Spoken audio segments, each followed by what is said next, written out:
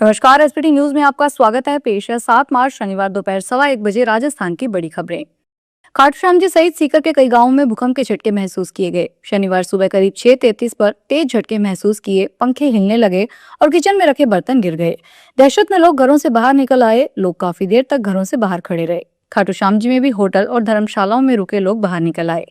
सीकर जिला हेडक्वार्टर से मिली जानकारी के अनुसार भूकंप की तीव्रता रिक्टर पैमाने पर 4.3 मापी गई है।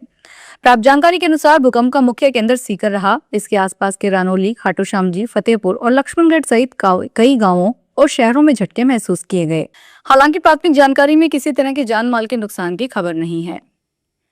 घरेलू एलपीजी सिलेंडर आज से महंगा हो गया है। तेल कंपनियों ने घरेलू सिलेंडर की कीमत 60 और कमर्शियल सिलेंडर की कीमत 114 रुपए बढ़ाई है।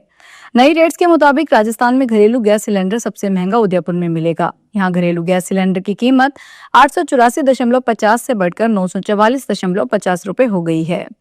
तेल कंपनियों ने रसोई गैस की बुकिंग पीरियड को 21 से 25 दिन लागू कर दिया है। उदाहरण के तौर पर यदि किसी उपभोक्ता ने कोई रसोई गैस सिलेंडर 1 तारीख को बुक करवाया है, 2 तारीख को सिलेंडर डिलीवर हो गया, तो वह अगली बुकिंग के 21 या 25 दिन बाद ही कर सकेगा।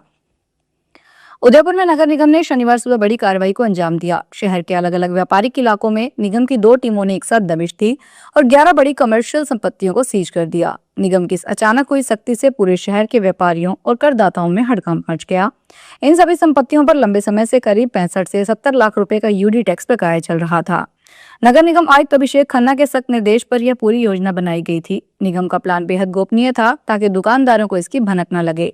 यही वजह रही कि टीमें सुबह 7 बजे ही दुकानों के खुलने से पहले ही मौके पर पहुंच गई। बहुचर्चित छत्रपति हत्याकांड मामले में डेरामुखी को बड़ी राहत मिली है। पंजाब और हरियाणा हाईकोर्ट ने शनिवार सुबह सीबीआई अदालत के फैसले को आंशिक रूप से संशोधित करते हुए डेरामुखी को इस मामले से बरी कर दिया है। हालांकि अदालत ने मामले में दोषी ठहराए गए अन्य 3 आरोपियों कुलदीप, निर्मल और कृष्ण लाल की उम्र कैद की सजा को बरकरार रखा है। हाईकोर्ट ने यह फैसला आरोपियों द्वारा सीबीआई की विशेष अदालत के निर्णय के खिलाफ दायर अपीलों पर सुनवाई के बाद सुनाया। अदालत के मामले से जुड़े साक्ष्यों और दलीलों पर विस्तृत विचार करते हुए डेरामुखी के खिलाफ आरोपों को पर्याप्त रूप से साबित न होने के आधार पर उन्हें संदेह का लाभ देते हुए बरी करने का आदेश दिया। अंतर्राष्ट्रीय महिला दिवस पर महिलाएं राजस्थान रोडवेज की बसों में निःशुल्क यात्रा कर सकेगी। इस संबंध में रोडवेज प्रशासन ने आदेश जारी कर दिए हैं। 8 मार्च को महिला दिवस पर महिलाओं के सम्मान में रोडवेज में फ्री यात्रा की सुविधा दी जाती है। महिलाएं इस सुविधा का उपयोग 7 मार्च को मध्यरात्रि के बाद से लेकर 8 मार्च की रात्रि 12 बजे तक फ्री यात्रा कर सकेगी। वहीं रोडवेज ने महिला दिवस पर महिलाओं की बेहतर सुविधाएं उपलब्ध करवाने के लिए तैयारी शुरू कर दी है। बस स्टैंड पर महिला सुरक्षा को देखते हुए पुलिस की अतिरिक्त व्यवस्था भी की गई है।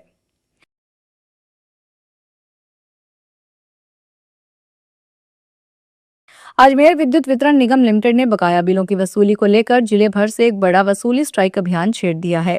विभाग ने इस बार न केवल आम उपभोक्ताओं को बल्कि नगर परिषद और सरकारी विभागों को भी राडार पर लिया है। साफ चेतावनी दी गई है कि नोटिस मिलने के 15 दिन के भीतर यदि बकाया राशि जमा नहीं हुई तो बिना किसी रियायत के बिजली कनेक्शन काट लिए जाएंगे। अधीक्षण अभियंता FR मीना के नेतृत्व में चल रहे इस अभियान के आंकड़े बताते हैं कि विभाग इस साल वसूली के बेहद करीब है। 5 करोड़ रुपए की वसूली के लिए अधिशासी अभियंता से लेकर कनिष्ठ अभियंता तक की पूरी फौज मैदान में उतार दी गई है।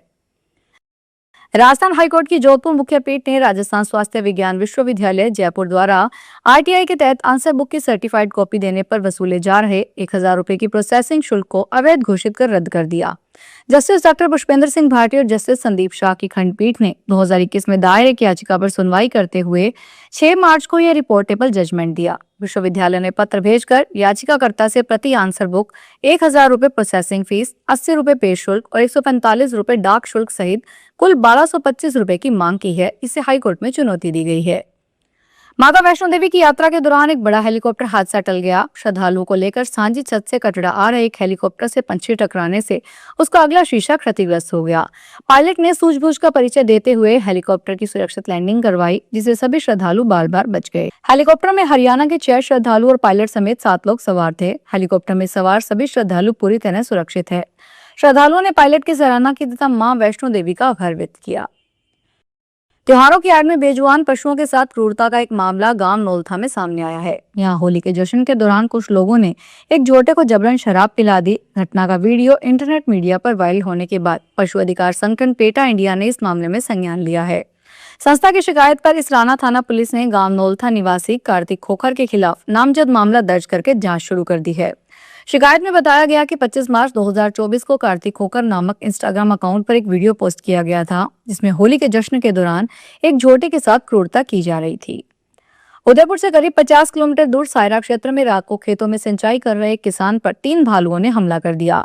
भालुओं ने किसान के मुंह, सिर और शरीर के कई हिस्सों पर गहरे घाव किए, जिससे वे गंभीर रूप से घायल हो गए।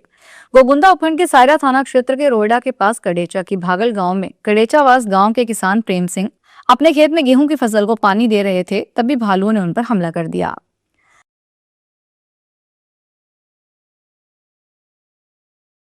तेलंगाना के महबूब नगर जिले में आज शनिवार को एक गंभीर सड़क दुर्घटना में 3 लोगों की जान चली गई, जबकि 11 अन्य यात्री घायल हो गए। यह हादसा उस समय हुआ जब हैदराबाद से तिरुपति जा रही राज्य परिवहन की एक बस अनियंत्रित होकर डिवाइडर पार करते हुए सामने से आ रहे कंटेनर ट्रक से टकरा गई। टक्कर इतनी जोरदार थी कि दोनों वाहन बुरी तरह क्षतिग्रस्त हो गए। पुलिस के मुताबिक दुर्घटना मूसापेट मंडल के कोमिरेड्डीपल्ली क्षेत्र के पास हुई। बताया जा रहा है कि तेलंगाना राज्य सड़क परिवहन निगम की बस हैदराबाद से तिरुपति की ओर जा रही थी।